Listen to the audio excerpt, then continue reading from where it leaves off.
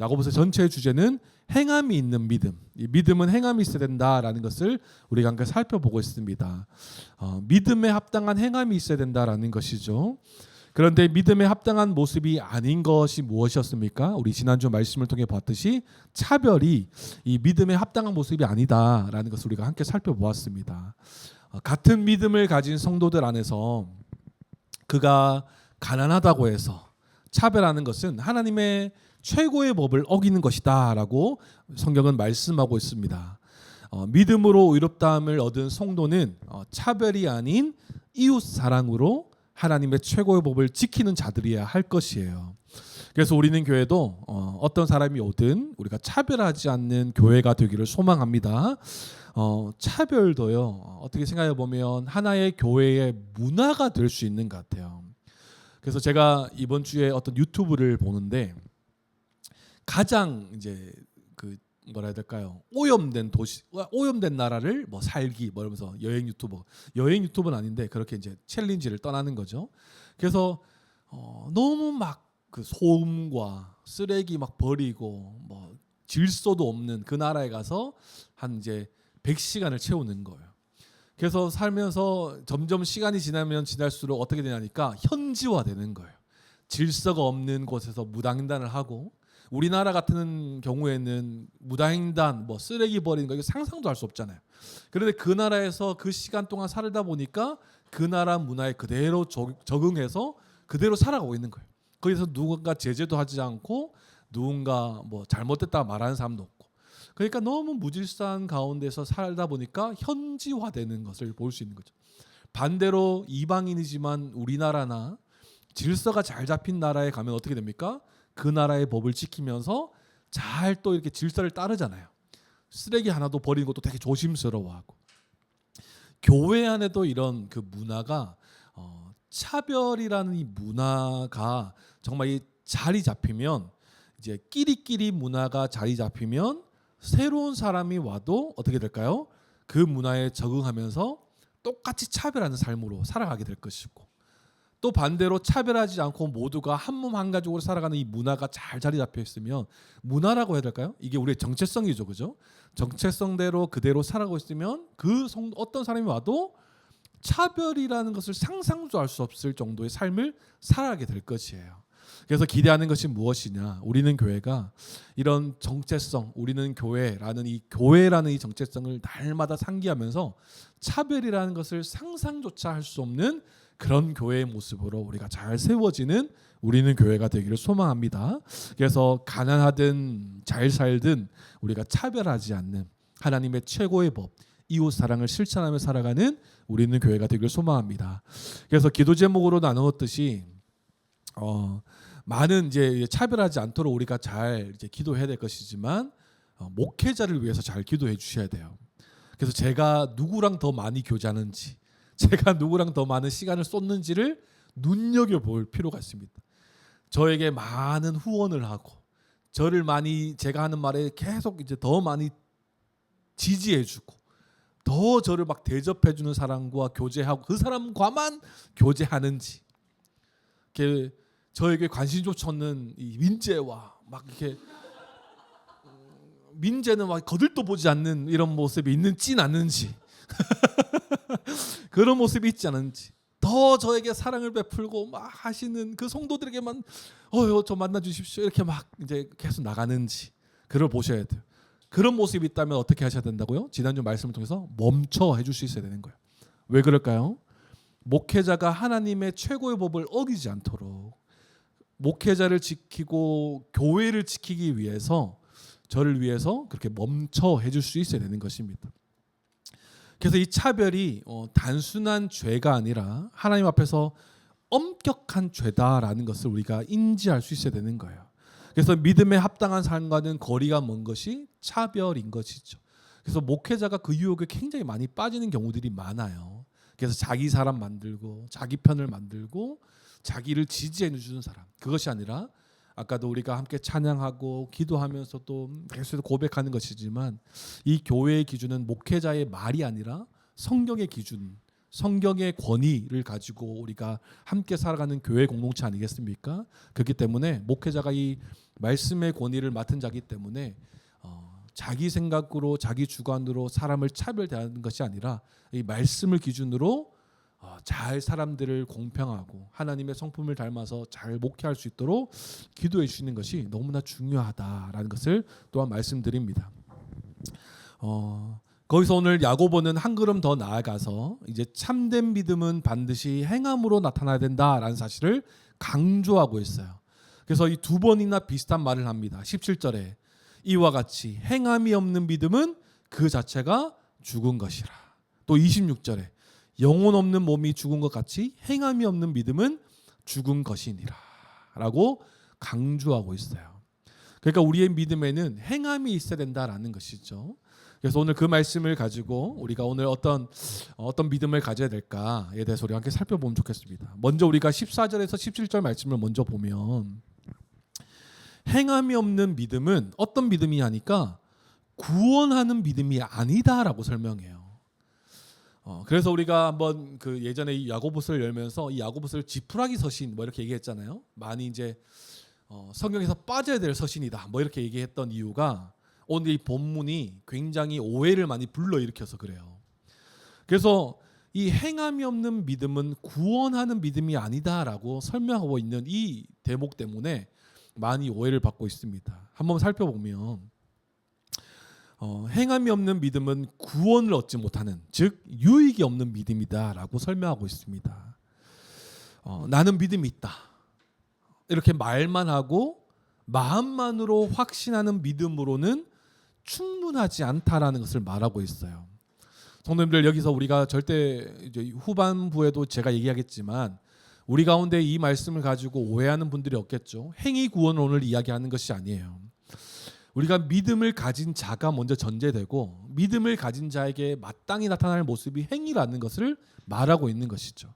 야고보도 똑같은 이 전체 문맥으로 이야기하고 있는 것입니다. 이 야고보가 말하는 것이 무엇입니까? 야고보가 말하는 믿음은요, 단순히 믿음을 말하는 것과 참된 믿음을 가진 것을 구별하고 있어요. 단순히 믿음을 가진 것과 참된 믿음을 가진 것, 이것을 구분하면서 좀 이야기하고 있다라는 것입니다. 그 예가 본문에 나와 있어요. 어떤 예입니까? 우리 중에 한 지체가 입을 것이 없고 일용할 양식도 없고 힘든 시간을 보내고 있어요. 그런데 그 지체에게 쓸 것도 주지 않으면서 뭐라고 얘기합니까? 말로만 평안해라, 배불리 먹어라, 몸을 좀 가서 따뜻하게 해라, 말만 한다라는 거예요. 필요한 것을 공급하지 않고 말로만 하는 이 모습은 자신에게 있어서 아무 소용이 없다, 그 지체에게 아무 소용이 없다라고 이야기하고 있는 것이죠.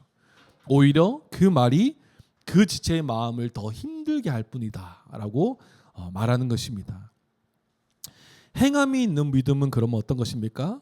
지체에게 이 말뿐이 아니라 실제적으로 도움을 주는 것이 행함이 있는 믿음이다라고 이야기하는 거예요. 우리 가운데 믿음이 있다면 실제적인 우리 가운데 액션이 있어야 된다라는 것입니다. 우리 성도들 가운데는요, 이 믿음을 오해하는 사람들이 굉장히 많아요.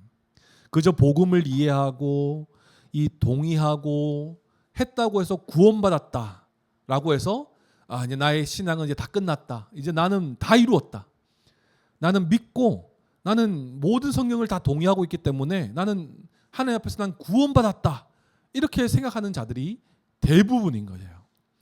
이 논리는 어떤 논리인지 아십니까? 구원파의 논리예요. 이단이 말하는 논리입니다. 한번 구원받았으니 난 됐다, 끝났다라고 생각하는 거예요.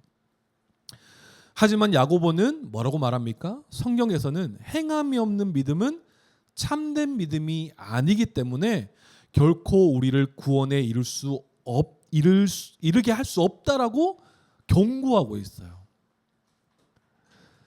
믿음에는 주를 닮은 행함이 반드시 나타나야 한다라는 것입니다. 그리고 또 우리가 믿음에 대해서 또 오해하는 부분이 뭐냐 하면 약한 믿음이에요. 약한 믿음. 내가 아직 부족해서, 내가 아직 성숙하지 못해서, 내가 아직 성화되지 못해서 아직까지 나는 그것을 하는 것이 좀 어렵다, 이것을 섬기는 것이 나는 아직 부족하다 라고 합리화하는 약한 믿음. 성도님들, 그런데요, 이 믿음에는요 약한 믿음이라는 존재할 수가 없어요. 다시 말하면 이 약한 믿음을 조금 더 성경적으로 오늘 본문에 빗대어 얘기해보면 행함이 없는 믿음을요 약한 믿음으로 오해해서는 안 된다라는 거예요. 행함이 없는 믿음은 어떤 믿음이라고요? 오늘 본문에 죽은 믿음이다, 가짜 믿음이다라고 설명하고 있는 것입니다. 그래서 우리 가운데 이게 믿음이 약하다, 우리가 그래서 내가 섬기질 못하겠다, 내가 더 하고 싶은데 못한다 라고 말하는 것은 약한 믿음이 아니라 가짜 믿음이라고 이야기하고 있어요. 왜 그렇겠습니까? 우리가 이제 오늘 설교의 마무리에도 얘기하겠지만 우린 이미 그리스도로 옷 입은 자들인 거예요. 믿으십니까? 그리스도로 옷 입어서 그리스도의 모든 것을 받아 누리며 행하며 살아갈 수 있는 자가 우리의 존재인데, 아직까지 내 믿음이 약해서 나의 능력이 부족해서 못한다라는 말은 그리스도로 옷 입고 있는 자의 마땅한 말이 아닌 거예요. 그리스도의 모든 것으로 우리는 충분해졌는데 그것으로 행하지 못한다라는 것은 약한 믿음이 아니라 아직까지 그리스도를 옷 입고 있지 못한 모습일지도 모르겠습니다. 그래서 이 행함이 없는 믿음은 약한 믿음이 아니라요 가짜 믿음인 것이에요. 그래서 우리가 믿음에 대해서 우리가 오해하지 않았으면 좋겠습니다. 또 우리가 믿음을 또 더 나아가서 오해하면 어떤 일이 벌어지냐 하면 믿음 이후에 우리가 지금 행함을 강조하고 있지 않습니까? 그러다 보니까 뭔가 다시 율법주의로 돌아가는 것 같아요. 내가 뭔가 해야지만이 되는 것처럼 이야기하는 것 같아서 계속 믿음만 강조하면서 행함에 별로 관심을 두지 않는 여러 성도들이 있다라는 것이에요. 그러니까 어떤 일이 벌어져요? 이제 율법주의에는 그 관심이 없는 거예요. 율법주의는 잘못되었지만 율법에 관심이 없는 거예요. 나는 이제 믿음이 있으니까 나는 뭐가 하지 않아도 난 괜찮다라고 생각하고, 내가 하는 것이 뭔가 이것이 내가 뭔가 좀 율법주의로 다시 돌아가는 거 아닌가라고 생각해서 오히려 행하지 않는 거예요. 아니죠. 우리가 믿음이 있다면 이 율법으로 다시 돌아가는 거예요. 기억하시죠? 율법은 그리스도께로 인도하고 그리스도는 다시 어디로 우리를 인도합니까? 율법으로 인도하는 거예요. 하나님 백성으로 마땅한 삶의 규범인 율법으로 다시 보내서 율법을 행하며 살아가게 한다라는 거예요.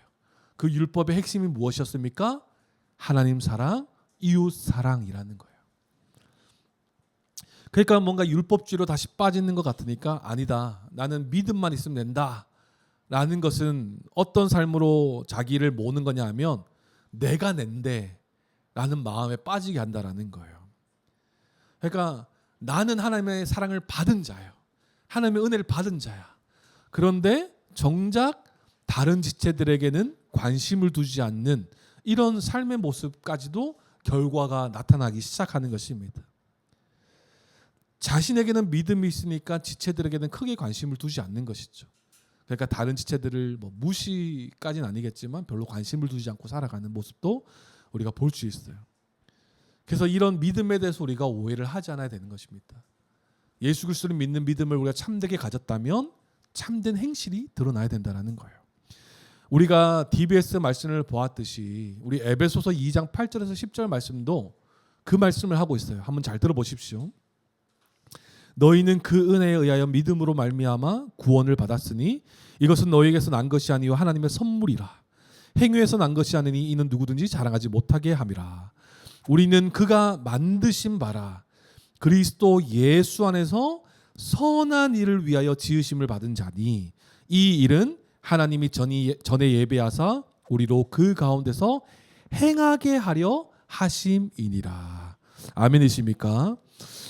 우리가요 하나님의 은혜로, 전적인 하나님의 은혜, 하나님의 선물로 믿음으로 말미암아 구원받았다라고 설명하고 있어요. 믿으십니까? 그런데 여기서 더 나아가서 우리를 왜 구원하셨냐라는 거예요. 구원하신 이유가 무엇이냐라는 것이 에베소 말씀에 담겨져 있었어요. 무엇입니까? 그리스도 예수 안에서 선한 일을 위하여 지으심을 받은 자니. 우리가 그리스도 안에서 새 생명으로 새로운 존재로 탄생한 이유는 하나님의 선한 일을 위하여 지으심을 받았다라고 설명해요. 선한 일을 위해 믿음을 주셨다라는 것입니다. 그러니까 무엇이에요? 반드시 구원받은 자는요, 그 은혜에 의하여 믿음으로 구원받은 자는 반드시 선한 일을 행하게 되어 있다라는 것입니다. 성도가, 교회가 그런 존재라는 것이에요. 그래서 뒤에 나와 있죠. 이 일은 하나님이 전에 예비하사 우리로 그 가운데서 행하게 하려 하심이라. 그리스도로 말미암아 우리가 믿음을 가졌다면 그리스도 안에서도 우리가 행하는 삶을 하나님께서 계획해 놓으셨다라는 것입니다. 그러니까 선한 일을 하지 않는다는 것은 구원받은 것이 아니다라고 이야기하고 있는 것이에요. 그리고 이 선한 일의 핵심이 뭐냐 하면 갈라디아서 5장 6절 말씀에 보면 사랑으로서 역사는 믿음뿐이다라고 이야기합니다. 이 갈라디아서 5장 6절을 현대인의 성경으로 조금 더 쉽게 한번 나누어 보면 이렇게 말하고 있어요. 그리스도 예수님 안에서는 할례를 받고 안 받고의 문제가 아니라 사랑으로 표현되는 믿음만이 중요합니다라고 이야기하는 거예요. 그러니까 이 믿음이 어떻게 표현된다고요? 사랑으로 표현되는 것이 너무나 중요하다라는 것이에요. 그리스도 안에서 우리의 구원을 이야기할 때 할례를 받았냐 안 받았냐가 문제가 아니라 사랑으로 표현되는 믿음이 중요한 것입니다 라고 이야기하고 있는 것이에요. 그러니까 믿음에는 뭐가 동반되고 있습니까? 사랑이 동반되는 거예요. 믿음만을 이야기하지 않고 행함이 함께 동반되고 있는 사실을 우리는 알아야 되는 것입니다. 반드시 그 믿음은요, 사랑으로 나타나기 마련인 것입니다. 믿음으로 그리스도 예수 안에 있는 자의 그 삶에는요, 반드시 사랑이란 열매가 맺어지게 되는 거예요. 이 행함과 행위는요, 구원의 조건이 아니라 구원의 결과로 나타나는 거예요. 이것을 우리가 잘 기억하길 바랍니다. 구원의 조건이 아니라 구원의 결과가 행함이라는 것이에요. 성도님들, 믿음이 있는데 사랑이 없을 수가 없는 거예요. 믿음이 있다라고 고백하지만 지체를 향한 구체적인 섬김이 없다면 그 믿음을 어찌 진짜라고 말할 수 있겠습니까? 성경에서는 뭐라고 얘기합니까? 아니다라고 이야기해요. 그 믿음은 죽은 믿음이다, 가짜 믿음이다라고 말하고 있어요. 예전에 이제 지오니시오가 어린이집을 다닐 때 식목일이 되면 꼭 키트를 받아와요. 이제 씨앗과 흙이 담겨져 있는 키트를 가져가서 이제 집에서 이제 키우게 하는 거죠. 그러면 이제 막 설레는 마음으로 이제 그 작은 화분에, 얼마 되지도 않아요, 작은 화분에 모래를 싹 깔고 이제 씨앗을 딱 심고 덮고 물을 충분히 주고 햇빛이 잘 드는 곳에 딱 놔두는 거죠. 그럼 얘들이 어린이집 가기 전에 아침에 일어나서 꼭 확인하는 것이 이렇게 화분에 싹이 탔나 이렇게 보는 거예요. 근데 놀랍게도 시간이 지나면 거기서 그 흙을 뚫고 나와서 싹이 나고 줄기가 자라서 열매까지 가지는 못했지만 결국에 자라는 걸 보고 있어요. 그 말이 뭡니까? 그 씨앗이 살아있기 때문에 이렇게 자라는 것 아니겠습니까?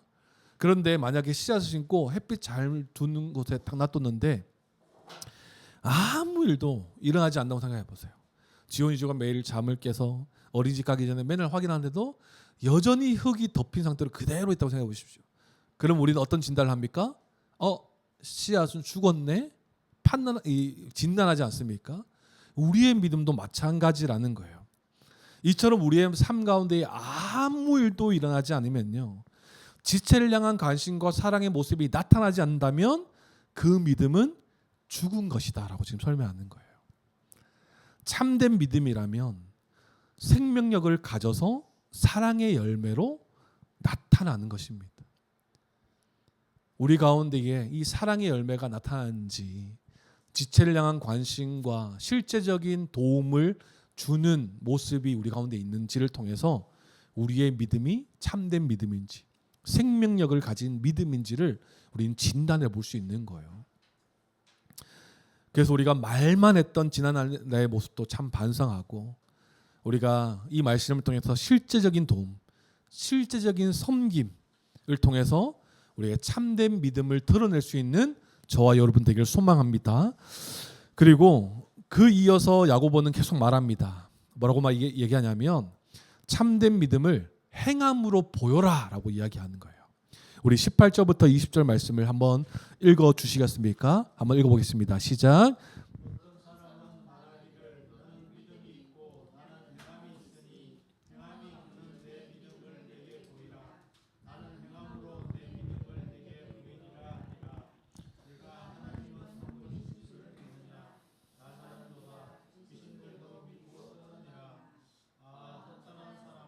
행함이 없는 믿음이 헛것인 줄을 알고자 하느냐. 아멘.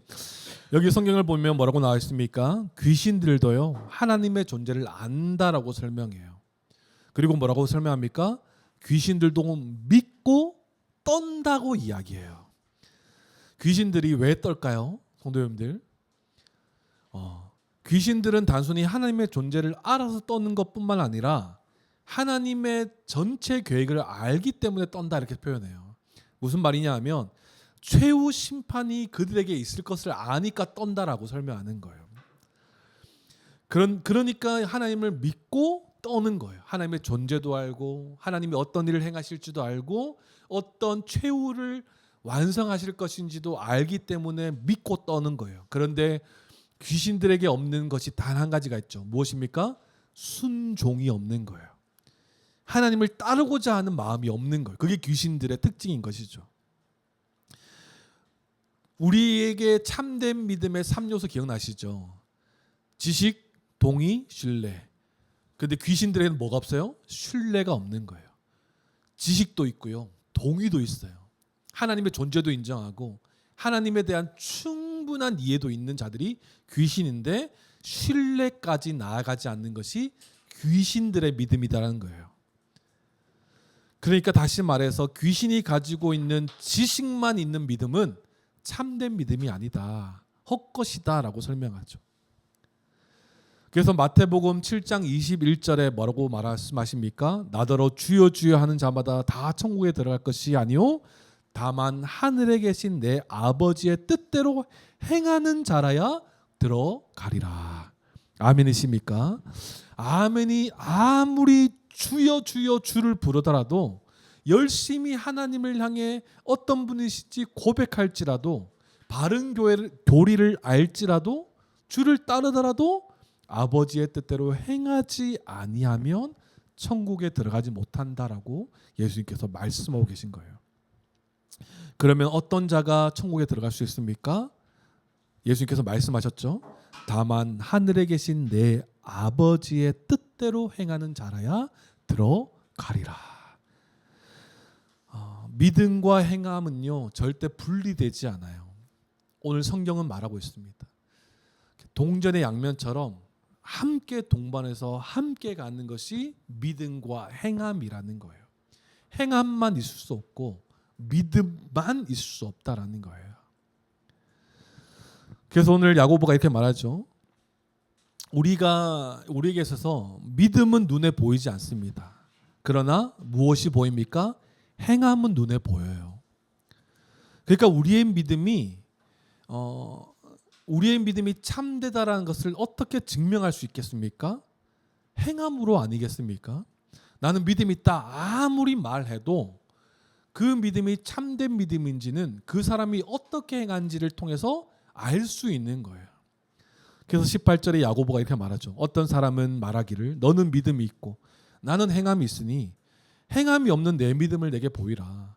나는 행함으로 내 믿음을 내게 보이리라. 두 사람이 있죠. 행함이 있는 자, 믿음이 있는 자. 그런데 이 두 사람 가운데 어떤 사람이 더 유리해 보입니까? 참된 믿음을 드러내는 데 있어서 행함이 있는 자가 더 유리한 모습을 우리가 볼 수 있는 거예요. 유리하다 이렇게 표현하는 게 좀 웃기지만 그 사람의 참된 믿음이 더 드러나는 거 아니겠습니까? 말만 한다고 해서 그 사람의 믿음이 참되다라는 것을 드러낼 수가 없는 거예요. 나 하나님 믿는다. 안다. 그런데 그렇게 말만 하는 믿음은 오늘 성경에서 뭐라고 얘기합니까? 귀신과 다를 바 없는 믿음이다라고 설명하는 거예요. 참된 믿음은요, 반드시 삶 속에서 드러나기 마련입니다. 우리의 존재가 교회입니까? 그렇다면 이 교회임이 삶으로 드러낼 수 있어야 되는 거예요. 하나님을 섬기고 하나님을 내 삶의 주인으로 말씀이 기준이 되어 살아가는 것, 내 삶에서 그 생명의 열매를 맺는 것, 뭐가 그려지지 않습니까? 우리 교회의 로고예요. 그리스도를 주인으로 말씀이 기준이 되어 내 삶에서 열매 맺는 것, 이런 모습이 우리가 교회라고 고백한다면 그런 삶들이 우리 삶에서 나타나야지 우리가 교회라고 말할 수 있는 것 아니겠습니까? 우리가 교회예요. 우리가 교회인데요, 말하면서도 삶 속에서 내 마음대로 살아가고 성경은 한 번도 펼쳐보지 않고 내 삶에서 열매 맺는 것이라고는 늘 다툼과 분열과 이런 것들이 있다면 우리가 교회라고 어떻게 말할 수 있겠습니까? 없다라는 거예요. 믿음이 있노라 고백하고 바른 말씀을 배웠다라고 말하고 충분한 풍성한 말씀을 배웠다라고 말하지만 행위에서 하나님의 뜻을 나타내지 못하고 선한 일이 나타나지 않는다면 헛것이라고 이야기하는 거예요. 우리는 교회라는 이름을 달기도 사실은 부끄러운 모습인 거죠. 성경에서는 그렇게 살아가지 못하는 자를 허탄한 자, 어리석은 자라고 설명해요. 그래서 앞서 말씀드린 대로 귀신과 다를 바 없는 쓸모없는 믿음이라고 성경은 말하고 있는 것입니다. 성도님들, 우리 가운데 한번 삶을 돌아보시죠. 우리가 믿음이 있습니까? 믿음이 있음이 어떻게 드러나는가 하면 진단 방법을 한번 알려드리면 우리가 어떤 선택을 하며 살아가는지 한번 살펴보시면 돼요. 우리의 믿음 있음을 증명하는 삶인가, 내가 행함이 있는 참된 믿음인가를 돌아보기 위해서는요, 내가 일상 속에서 어떤 선택을 하며 살아가는지를 들여다보시면 돼요. 연애를 하는데 불신자와 교제해요. 이것은 믿음 있음입니까? 믿음 없음입니까? 믿음 없음이에요. 직장을 구하는데 주일 성수가 불가능한 것을 넘어서, 불가능한 것은 아예 쳐다보지도 않겠죠. 그런데 간혹 가다가 주일을 빠져야 되는 상황이 있는 거예요. 그런데 그것도 한번 살펴보면, 비용 계산적으로 해보면 그것이 그런데도 그 직장을 선택해요. 그러면 그 사람의 믿음 있음입니까? 믿음 없음입니까? 선택을 보면 그 사람의 믿음이 진짜인지가 드러나는 거예요. 그리고 또 집을 이사하는데 교회와 멀어져요. 이것도 하나의 선택인 거예요. 그리고 또 내가 재정의 여유가 있는데 그 재정을 어떤 용도로 쓰는지도 한번 보시면 우리의 믿음이 참된가 참되지 않는가가 드러나는 것입니다. 그래서 교회가 우리 올해 처음으로 우리가 방문자 교육이라는 것을 하지 않았습니까? 잘 기억나실지 모르겠지만, 그래서 우리가 정회원을 세운 데 있어서 우리가 교회가 성도들의 삶에 깊숙이 들어갈 것이다, 이런 얘기도 했어요. 그래서 성도들의 삶에 깊이 들어간 이유가 여기에 있는 것이에요. 믿음 있음을 드러내기 위해서, 도와주기 위해서 삶을 깊이 개입하는 거예요. 자기 교인 만들려는 목적이 아니에요. 그 성도의 삶에 깊숙이 개입하고 관여하는 것이 자기 사람 만들려고, 우리 교인 만들려고 하는 것이 아니라 하나님 앞에서 믿음 있음을 증명하고 믿음 있는 성도로 잘 세우기 위해서 삶을 깊숙이 관여하는 거예요. 이사하는 문제라든지 결혼하는 문제라든지 직장을 구하는 문제라든지 모든 것에 있어서 그렇게 깊숙이 개입해서 관여해서 어떤 교회가 어떤 역할을 합니까? 그 사람의 믿음 없음을 자각하게 하고 그 가운데에 또 다시 한 번 더 보존해주고 교정해주면서 다시 한번 하나님께로 돌이키고 정말 내가 교회적 존재로서 교회적 삶을 어떻게 살아가야 되는지를 도와주는 것이 교회의 목적이기 때문에 역할이기 때문에 깊이 관여하는 것이에요. 그래서 교회가 내 삶을 이렇게까지 관여하나? 나 너무 불편한데 이렇게 생각하지 않았으면 좋겠습니다. 오히려 깊이 관여하지 않으면 어떤 일이 벌어진다고요? 아까도 설명드렸지만 귀신과 같은 믿음으로 빠질까 봐 걱정돼서 지식과 동의는 있으나 행함이 없어 선택도 자기 마음대로 해 이런 것에 빠지지 않게 하려고 깊이 관여해서 도움을 주는 거예요. 교회를 사랑하고 교회로 더 살아가게 하기 위해서 깊이 관여하는 것입니다. 믿음 있음을 증거할 수 있도록 도와주는 거예요. 그것이 교회의 역할인 것입니다. 목회자뿐만이 아니라요. 우리 모든 성도가 그 역할을 감당해야 되는 것입니다. 할렐루야. 그래서 우리는 교회가 참 소망이 되는 것, 기대가 되는 것은요. 저 혼자만 막 목회자 혼자만 하는 것이 아니라 모든 성도가 만약에 예를 들어서 믿음 없음이 드러나는 성도가 한 명 딱 생기면 모든 성도가 나서서 그 지체를 진단하고 믿음 없음을 이야기해주고 다시 한 번 더 바른 결정과 선택을 할 수 있도록 도와주는 그 모습이 아름답게 일어나서 그래서 그 지체가 주님께로 돌아오면 너무나 기쁘겠죠. 하지만 그 지체가 계속해서 합리화하고 막 그렇게 해서 자기 고집을 꺾지 않고 간다면 뭐 우리 손을 떠나서 주님 손에 맡겨야 되는 거죠 그때는. 그런데 그렇게까지 하지 않기 위해서 교회가 적극적으로 도와줘야 되는 거예요. 그래서 우리의 삶 가운데도 한번 돌아보시죠. 우리의 삶에 믿음이 있느냐, 참된 믿음을 가지고 있느냐는 우리가 어떤 선택을 하는가를 돌아보시면 우리가 참된 믿음인가 아니면 귀신과 같은 믿음인가가 나타나는 것이에요. 우리는 그 행함으로 자신의 믿음의 참됨을 증명할 수 있어요. 증명할 수 있어요. 행함으로. 그래서 21절부터는요. 이 구약의 예를 들면서 야고보는 이야기합니다. 누가 나옵니까? 믿음의 조상이었던 아브라함과 이방 여인이었던 기생 라합을 통해서 그들이 가졌던 믿음이 어떤 거였는지, 어떻게 그들이 이 행함으로 그들의 믿음을 증명했는지를 예로 들고 있어요. 한번 볼까요? 21절부터 24절입니다. 한번 읽어주시겠습니까? 시작.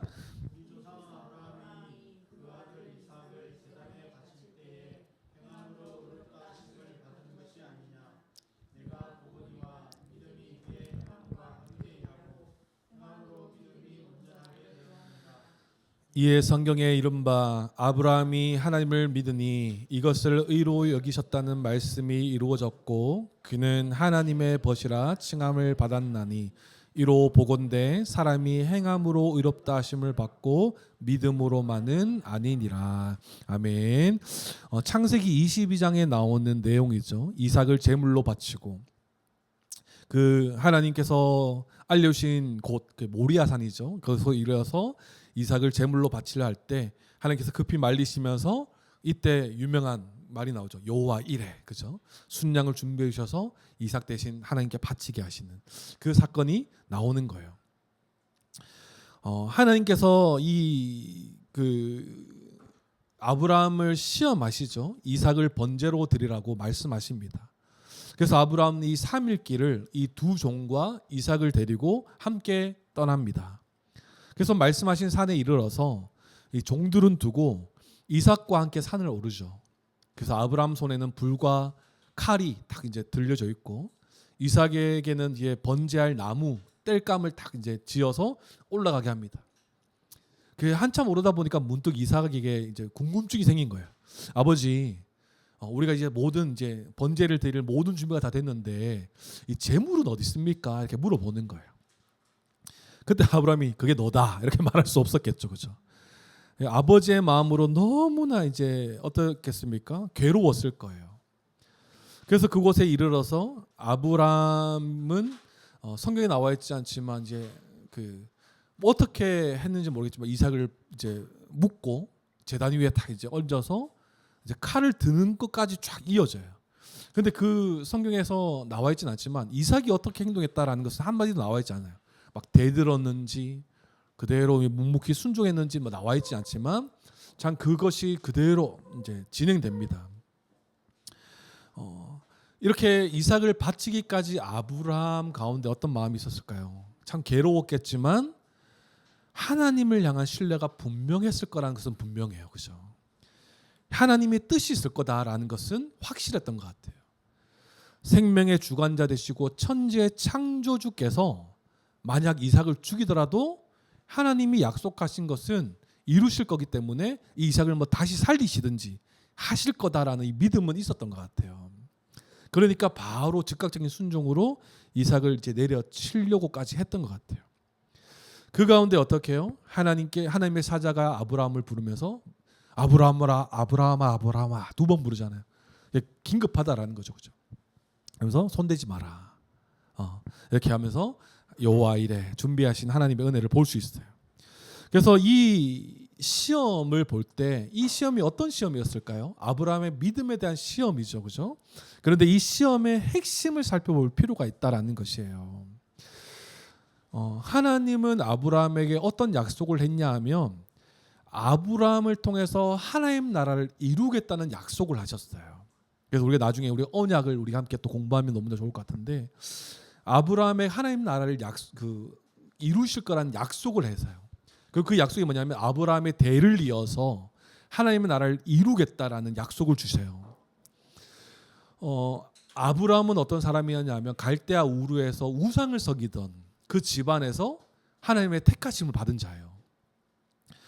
그에게 하나님의 나라를 이루겠다고 약속하시니까 아브라함은 그 믿음이 확실했고 하나님을 향한 신뢰가 아주 강했을 것이에요.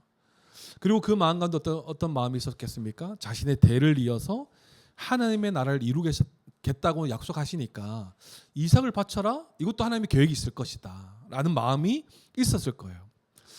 이것을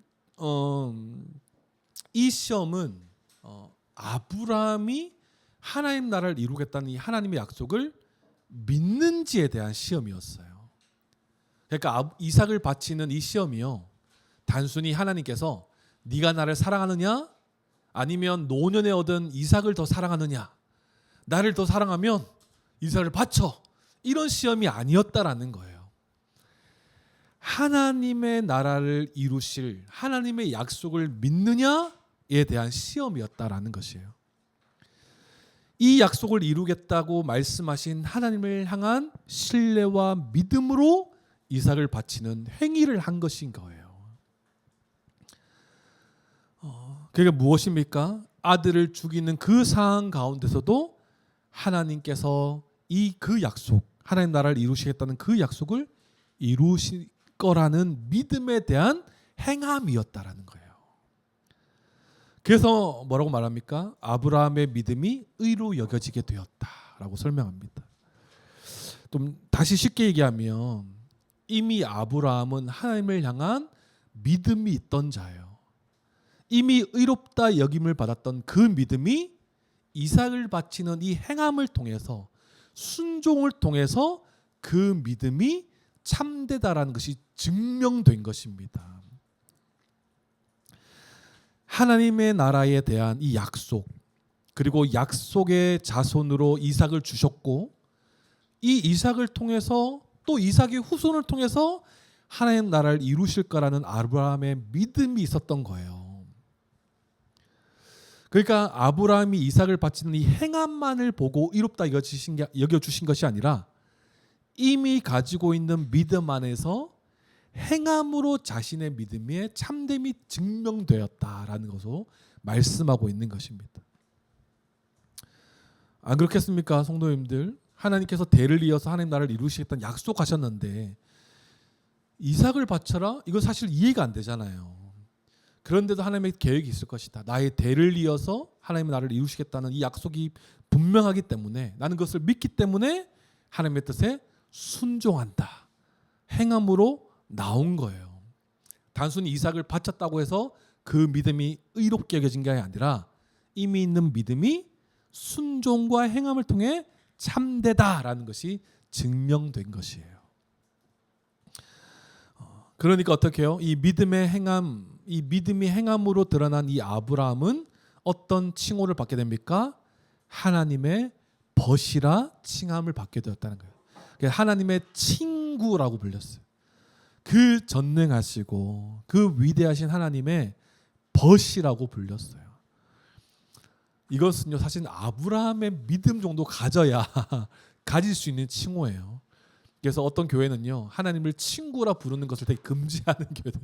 네가 아브라함의 그 믿음까지 이러냐, 참된 믿음을 가지고 있냐, 그 정도 아니면 하나님을 친구라 부르지 마라, 이렇게 교회도 있어요. 그래서 나는 주의 친구, 이거 절대 금지하고 찬양 못하게 하고, 엄격하죠, 그죠? 우리가 그만한 믿음이 아니니까. 근데 아브라함 대단하죠. 아브라함의 행함이 어땠는지, 그 행함으로 참된 믿음이 드러난 하나님의 평가라고 해야 될까요? 그 인정받은 것이 뭐예요? 벗이라 칭하면서 하나님의 인정을 누릴 수 있게 되었다라는 것입니다. 그러니까 그 본문 말씀이 뭐라고 얘기합니까? 함께 일한다, 이렇게 설명해요. 몇 절입니까? 함께 일한다. 그죠? 22절 말씀. 내가 보거니와 믿음이 그의 행함과 함께 일하고 행함으로 믿음이 온전하게 되는, 이게 아브라함을 두고 이야기하는 거예요. 그러니까 믿음과 행함은요, 함께 일하는 것입니다. 함께 동반한다라는 거예요. 절대적으로 하나만 존재할 수 없다라는 것입니다. 그래서 24절 본문이 오해받는 본문이에요. 이신칭의를 부정하는 것처럼 보입니다. 믿음으로만 되는 것이 아니다, 이렇게 얘기하는 걸 보니까 행함을 되게 강조하는 것 같잖아요. 그게 아니라 믿음이 있다면 행함으로 드러나는 것이고 행함을 통해서 믿음의 참됨이 증명되는 것이다라는 것을 설명하고 있는 것입니다. 그래서 이 전체 문맥을 보면 그런 의미가 아니다라는 것을 우리가 쉽게 이해할 수 있는 것이죠. 그리고 두 번째 이야기가 나와요. 라합의 이야기가 나옵니다. 또 이와 같이 기생 라합이 사자들을 대접하여 다른 길로 나가게 할 때에 행함으로 의롭다 하심을 받은 것이 아니냐. 영혼 없는 몸은 죽은 것 같이 행함이 없는 믿음은 죽은 것이니라. 여호수아 2장에 나와 있는 이 기생 라합에 대한 이야기를 하고 있습니다. 이스라엘 백성들이 출애굽해서 광야에서 40년을 보내고 이제 가나안 땅에 들어갈 때에 그 첫 번째 관문이 어디였냐 하니까 여리고성이었다라는 거예요. 그래서 여호수아가 2명의 정탐꾼을 여리고성에 보냅니다. 그때 2명의 정탐꾼을 숨겨준 사람이 누구냐 하니까 기생 라합이 숨겨줬다라는 것입니다. 그러니까 기생 라합이 왜 숨겨줬냐 하니까 성경에 뭐라고 기록했냐면 라합도 이미 이 소문을 들었던 거예요. 하나님께서 이스라엘 백성들을 어떻게 출애굽시켰는지, 홍해의 물을 어떻게 마르게 하셔서 그 백성들을 어떻게 인도하셨는지, 그리고 이곳까지 오기까지 여러 왕들을 이렇게 죽이면서까지 하나님께서 어떻게 이렇게 선하게 인도해 오셨는지 하나님의 전능하심을 이미 소문을 통해서 라합이 들었던 거예요. 그러니까 눈으로 보지 않고 목격하지 않았지만 하나님의 전능하심을 이미 알고 믿고 있었던 거예요. 그래서 여호수아 2장 10절 11절 말씀 어떻게 표현하냐면 이 하나님의 이스라엘 백성들을 출애굽시킨 이 내용을 듣고 이 내용을 들은 백성들이 어떻게 되었냐고 표현되냐면 그 이야기를 듣고 마음이 녹았다, 이렇게 설명해요. 마음이 녹았고 정신을 잃었다, 이렇게 설명합니다. 그러니까 하나님의 전능하심에 대해서 놀라워하는 거죠. 그러면서 라합이 뭐라고 고백하냐면 하나님은 하나님이시다라고 고백하는 거예요. 이 이야기만 듣고. 그래서 그 믿음이 있는 자, 그 기생 라합이 어떻게 해요? 하나님의 인도하심을 따라 이곳까지 온 이스라엘 백성들의 이 2 정탐꾼을 만나니까 숨겨주는 거예요. 그러니까 이 어떻게 해요? 정탐꾼을 숨겨주면 어떻게 됩니까? 반역자로 몰려 죽을 수 있는 위험에 처할 수 있는 거예요. 그럼에도 그들을 숨길 수 있었던 이유는 하나님의 전능하심을 듣고 믿었기 때문에 숨겨준 것으로만 끝나지 않고 뭐라고 기록하고 있습니까? 다른 길로 빠져나갈 수 있도록 안내까지 하는 거예요. 그러니까 이 라합이 가지고 있던 믿음이 행함으로 드러나는 것입니다. 이 정탐꾼들을 도와주는 이 행함을 통해서 라합도 죽을 수 있는 위험 속에서도요, 이 행함으로 자신의 믿음의 참됨을 증명했다라고 야고보는 기록하고 있어요. 그냥 숨겨준 것으로 구원받은 게 아니라 라합이 그 믿음이 행함으로 드러났기 때문에 그 믿음이 참되다라는 거 인정받게 된 것이에요. 라합의 이야기는 참된 믿음이 행함으로 나타난 또 하나의 예로 지금 들고 있는 것이죠. 그러면서 야고보는 이 두 가지 예를 들며 이렇게 말합니다. 26절, 영혼 없는 몸이 죽은 것 같이 행함이 없는 믿음은 죽은 것이니라. 아멘이십니까? 사람의 몸에서 영혼이 분리되면 어떻게 됩니까? 죽죠. 근데 그 당시 2000년 전에요, 이 헬라 시대를 생각해 보면 이 플라톤 철학에 의하면 죽음을 어떻게 생각했냐 하면 영혼이 빠져나간 것을요, 참된 구원, 참된 자유라고 이야기했어요. 육신의 이 한계가 있는 이 육신을 벗는 것, 이것이 자유라 생각하고 구원이라 생각했다라는 거예요. 그래서 육체가 도리어 감옥이었다고 생각해요. 이 그 당시의 철학에 의해서. 그러니까 죽으면 자유로워진다라는 거죠. 영혼이 벗어나는 것. 그런데 성경은 그렇게 말하지 않죠. 뭐라고 얘기합니까? 우리의 부활의 형체를 우리가 기억해 봤으면 좋겠어요. 우리의 부활의 형체는 성경에서 뭐라고 기록하고 있습니까? 영육 통일체의 부활체예요. 믿으시죠? 그래서 영과 육이 분리되는 부활체가 아니라 다시 어떻게요? 이 강한 몸, 영광스러운 몸, 신령한 몸, 썩지 않을 몸으로 영육 통일체로 우리가 영원한 하나님 나라에 거하게 될 것이다 라고 우리가 지금까지 듣고 배우지 않았습니까? 또 성경은 기록되어 있어요. 다른 종교들은 다 분리를 이야기해요. 영과 육을. 그렇지만 기독교만이 최종 완성될 하나님 나라에서 영육 통일체를 이야기하고 있는 거예요. 그래서 요즘에 더 그런 날이 소망됩니다. 제가 최근에 쩔뚝쩔뚝거리고 정말 한계, 몸의 한계 많이 느껴요. 그래서 이제 빨리 이 몸을 벗어나서 분리되고 싶다 이런 생각이 아니라 정말 완성된 하나님 나라에서 정말 영육 통일체로 강한 몸으로, 제가 좋아하는 막 야구도 뭐 하면서 막, 죄송합니다. 제가 좀 괜찮으니까 또 야구를 한 번씩 나가거든요. 그래서 야구를 하다가 제가 포수가 그 공짜 야구가 있어요. 용병 야구라고 돈 내고 하는 야구. 제가 원하는 포지션에 돈 내고 가서 하는 거. 근데 그 돈 내는 게 아까워서 포수를 하면요, 포수가 되게 힘든 포지션이에요. 그래서 그 포수를 하면 이제 그 공짜예요, 야구가. 그래서 제가 공짜 야구를 이렇게 딱 이제 포수를 신청해서, 포수 잘하지도 않지만 이제 공짜 야구를 이제 해서 딱 하는 거죠. 그래서 이제 막 이제 쪼그리서 앉아 있는 건 까지 괜찮아요. 근데 이제 발가락이 아직까지 잘 움직이게 하지 않는 그런 게 있어서, 그래서 받고 공을 던질 때 원래 무릎 꿇어서 이렇게 던지는데 일어서서 던지고, 자동 스쿼트인 거예요. 그래서 막 몸이 막 그리고 또 어제 막 포스를 하다가 이제 파울 타고 한 대 맞아서 여기 쇄골 쪽에 한 대 맞아서 봤더니 이런 말하면 야구 못하게 할 것 같은데요. 쇄골 쪽에 맞아서 보니까 저도 몰랐는데 막 멍이 들어 있고 이렇더라고요. 그래서 이게 참 육신이 참 이게 썩을 몸이다. 역시 이게 온전한 이게 강한 몸이 아니다. 근데 이제 우리 부활체 하나님의 영광스러운 나라에서 믿는 사람들, 야구 좋아하는 사람들 다 모아가지고, 목사님들 맨날 축구 얘기하시거든요. 목사님, 말씀운동연합 목사님들은 맨날 이제 그 나라에서는 축구를 하루 종일 해도 힘들지 않을 거다. 난 축구 별로 안 좋아하는데 난 야구가 더 좋아, 야구인인데 막 이런 생각하면서 야구는 공 막 맞아도 괜찮습니다, 강합니다, 막 이런 날을 막 소망내는 거죠. 왜 이 얘기를 하고 있죠? 이런 얘기하면 더 야구를 못하게 할 것 같은데 그게 아니라 요즘에 이제 허리 아프고 뭐 통풍도 오고 이러다 보니까 그날이 더 소망이 되는 거예요. 또 최근에 또 우리 가족 가운데도 또 아프신 분들 보고, 또 우리의 육체도 또 아픈 걸 보면 그날이 더 소망이 되는 거죠, 사실은.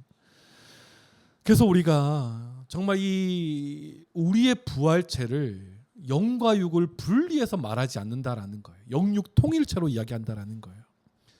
무슨 말입니까? 영과 육이 분리되면요, 완전한 죽음을 이야기하는 거예요. 완전한 죽음. 둘 중 하나라도 충족되지 않으면요, 죽은 것이에요. 육만 있으면 죽은 것이고요, 영만 있어도 죽은 것이에요.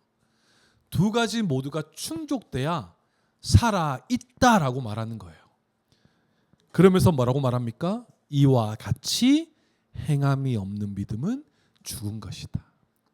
행함만 있는 것도 죽음이고 믿음만 있는 것도 구원할 수 없는 죽은 것이다 라고 이야기하는 거예요. 영혼 없는 몸이 죽은 것 같이 행함이 없는 믿음은 죽은 것이라고 지금 야고보서는 기록하고 있는 것입니다. 우리가 구원을 확신하고 교회로 살아가기로 결단했는데 행함이 없다면 오늘 성경은 그 믿음은 참된 믿음이 아니라라고 말하고 있습니다. 성도님들, 우리가 행함으로 우리의 믿음의 참됨을 증명할 수 있는 우리 모두가 되기를 소망합니다. 그래서 오늘 말씀은 솔직히 조금 되게 단순하잖아요. 믿음을 가진 성도라면, 교회라면 그에 많은 사랑의 열매, 행함의 모습이 당연히 우리 가운데 나타나야 되는구나 우리가 알 수 있습니다. 그래서 이 짧은 핵심적인 이 말씀을 이 세 가지 정도로 우리가 조금 적용과 묵상, 적용이라고 하기보다는 묵상으로 오늘 말씀을 좀 마무리하려고 해요. 첫 번째는요, 믿음 없는 선행도 있을 수 있다라는 것을 우리가 한번 묵상해 봤으면 좋겠어요. 믿음 없는 선행도 있을 수 있다. 많은 사람들 가운데에 어떤 사람들이 있습니까? 기질적으로 착한 사람들이 있어요. 믿지 않아도. 그리고 어떤 사람들은 성도들이든 그냥 불신자이든 자신이 인정받기 위해서 선행을 베푼 사람이 있어요. 사랑의 열매를 막 맺는 것처럼 보이는 사람도 있다라는 거예요. 또 그뿐만 아니라 그 사람은 기질적으로 사회가 세워놓은 질서를 잘 따르는 것을 이 도덕적으로 똑바르게 살아가려고 선행을 베푼 사람들도 있어요.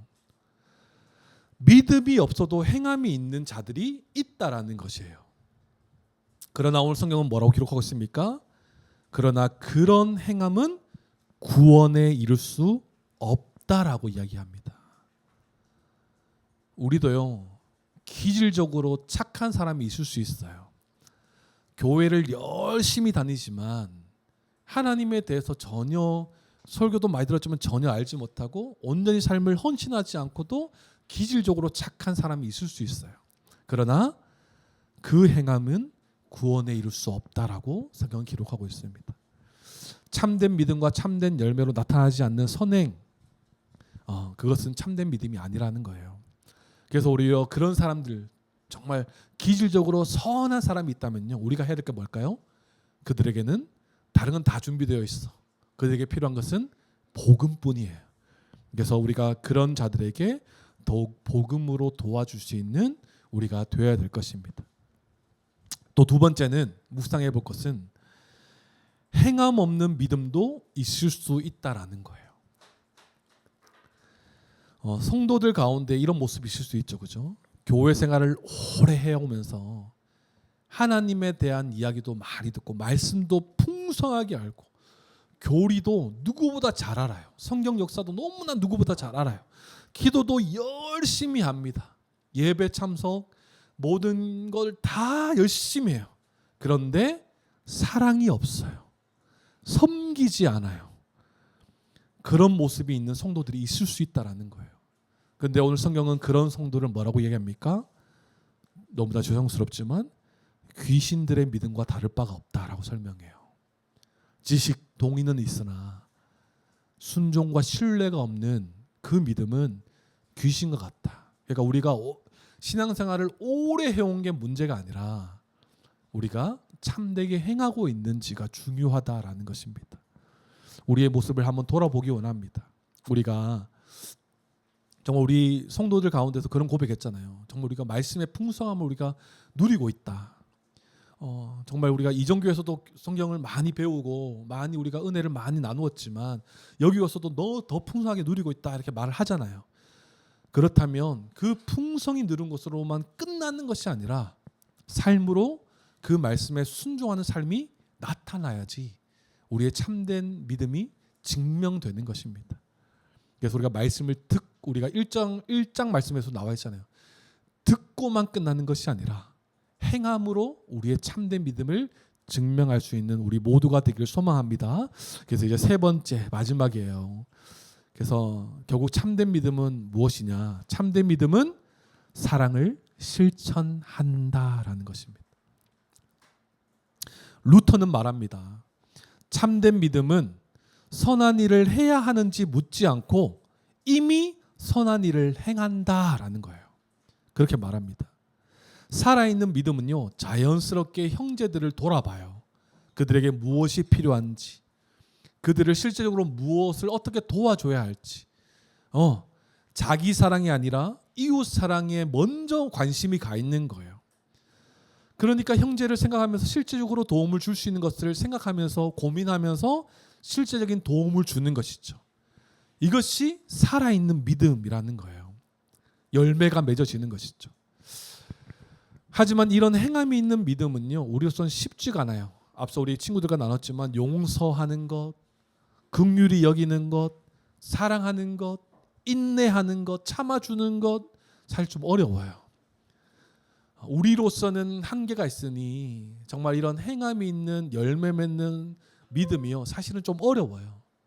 그런데 앞서 우리 친구들과는 함께 나눴지만 우리가 먼저 기억할 수 있어야 되는 것은 우리가 예수님 안에 있는 자들이다라는 것을 기억할 수 있어야 되는 것입니다. 그리스도로 옷 입은 자들이다라는 것을 우리가 기억할 수 있어야 돼요. 그리스도 예수 안에 거하면 성령께서 그리스도를 닮은 성령의 열매를 맺게 하신다라는 사실을 우리는 기억할 수 있어야 되는 것입니다. 내 힘으로 하는 것이 아니라 이미 그리스도의 것으로 그리스도처럼 행하며 살아갈 수 있는 존재가 우리라는 사실을 기억해서 우리로서 할 수 없는 이 믿음에 참된 이 행함이 우리의 노력의 행함이 아니라 그리스도 예수 안에 있는 이 믿음의 행함으로 하나님께서 허락하신 그 믿음, 그리스도를 닮은 그 사랑과 인내와 긍휼과 용서함과 이 성령의 9가지 열매들을 우리가 그리스도 안에서 행할 수 있는 자들이다라는 것을 기억해서 우리가 이 행함이 믿음으로 드러날 수 있어야 되는 것이에요. 그래서 이 믿음의 행함, 믿었다면 행해야 된다. 이것이 우리의 힘으로만이 아니라 우리가 먼저 기억해야 될 것은 우리는 그리스도 예수 안에서 행할 수 있는 자이다. 그 은혜를 먼저 기억하며 살아갈 수 있는 저와 여러분 되기를 소망합니다. 성도님들, 야고보는 반복적으로 말합니다. 행함이 없는 믿음은 죽은 믿음이다 라고 말하고 있어요. 우리는 행위로 구원받지 않습니다. 다 동의하시죠? 그죠? 그러나 구원받은 사람은 반드시 사랑으로 역사하는 믿음을 삶 속에서 계속해서 나타내며 자신의 믿음이 참되다라는 것을 증명해 볼 수 있는 거예요. 그렇기 때문에 우리 스스로를 한번 돌아봅시다. 나는 말뿐인 믿음을 가지고 있진 않는지, 말만 하는 믿음만 가지고 있지 않는지 한번 돌아보기 바랍니다. 또 내 믿음이 사랑과 섬김으로 나타나고 있는지 한번 살펴보기를 원해요. 그리고 지금 하나님께서 나에게 돌보라고 맡기신 지체가 누구인지 돌아보고 있는지, 관심을 가지고 있는지도 한번 살펴보면 좋을 것 같아요. 그래서 오늘 말씀을 통해서 우리의 믿음의 행함, 이 믿음의 참됨이 어떻게 드러나냐? 지체를 말로만 돕는 자들이 아니라 실제적으로 섬기고 도와주는 그런 우리의 모습이 우리의 믿음의 참됨, 믿음 있음이 드러난다라는 것입니다. 사랑하는 성도님들, 참된 믿음은 반드시 삶으로 드러납니다. 사랑으로 역사하는 이 살아있는 믿음을 가진 성도들답게 우리가 사랑으로 역사하는 믿음, 사랑으로 드러나는 참된 믿음, 믿음 있음이 이 사랑으로 증명되어지는 우리 모든 성도님들, 또 우리는 교회 되길 주님의 이름으로 축원합니다. 아멘. 기도하겠습니다.